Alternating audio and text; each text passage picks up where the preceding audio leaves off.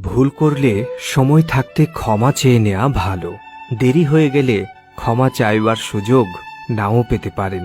যে পিতা কন্যা দান করেন তার ক্ষমতা নিয়ে কখনোই প্রশ্ন তুলবেন না।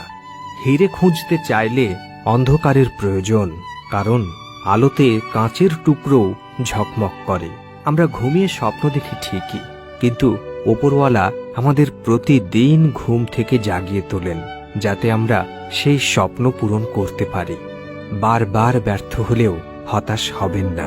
কখনো কখনো চাবির গোছায় থাকা শেষ চাবিটাতেও তালা খুলে যায়। কথা মেপে বলাই ভালো।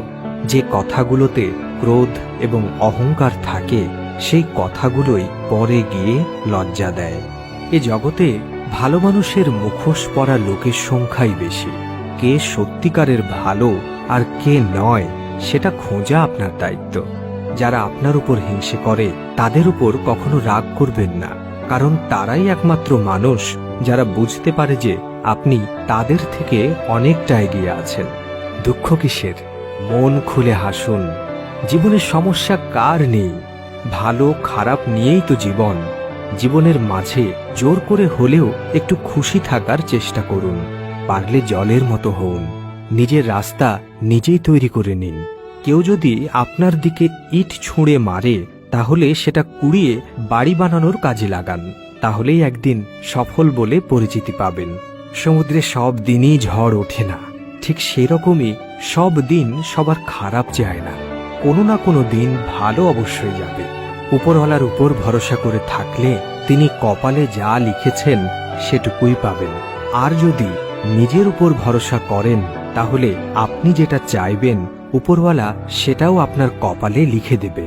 যখন আপনি ভেতর থেকে একেবারে ভেঙে পড়েছেন কিন্তু তারপরও আপনার মুখে হাসি লেগে আছে, তাহলে বিশ্বাস করুন পৃথিবীর কোনো শক্তি নেই যে আপনার মুখের হাসি কেড়ে নিতে পারে। নিজেকে একবার অন্যের জায়গায় বসিয়ে দেখুন, দেখবেন আপনি অন্যদের যতটা খারাপ ভাবছেন তারা ঠিক ততটা খারাপ নয়। একজন পিতা নিম গাছের মতো হন। নিমের পাতা হয়তো তেতো, কিন্তু তার ছায়া সব সময় ঠান্ডা হয়। ঠিক সেরকমই বাবার কথাগুলো হয়তো কখনো কখনো শুনতে খারাপ লাগে, কিন্তু নিজে রোদে পুড়ে মাথার ঘাম পায়ে ফেলে তিনিই সবসময় আপনার মাথায় ছাতা ধরে থাকেন।